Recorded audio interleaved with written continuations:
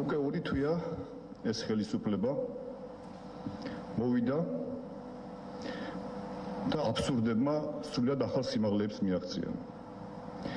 ეს ხელისუფლება სერიოზულად ცდილობს დაარწმუნოს საზოგადოება, რომ მე გუშინ საღამოს ყალბი პასპორტით ვაპირებდი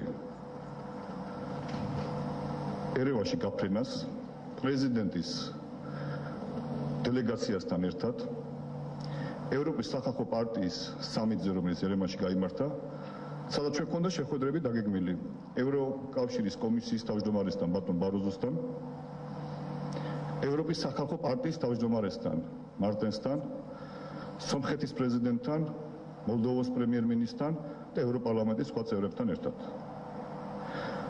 ამ შეხვედრას ესწრებოდა თითქმის ყველა საერთაშორისო ტელევიზია და მედიის წარმომადგენელი და თქვენ შეგიძლიათ იხილოთ ეს კადრები ჩვენს ეთერებში.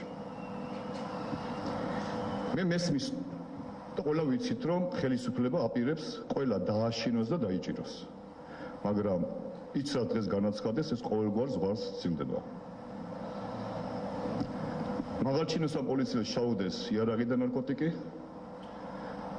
შემდეგ მას იმისათვის, რომ დაეკავებინათ ბენზინის ტალონები ჩაუდეს.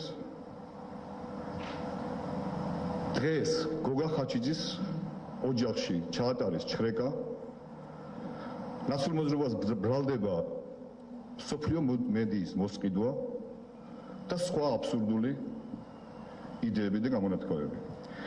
ეს რომ მარტო მე მეხებოდეს, რა თქმა უნდა, მე ამას იუმორით შევხვდებოდი, მაგრამ ეს ეხება მთელ საზოგადოებას, იმიტომ რომ ეს ხელისუფლება აპირებს თვალში ნაცარი შეაყაროს ჩვენ საზოგადოებას.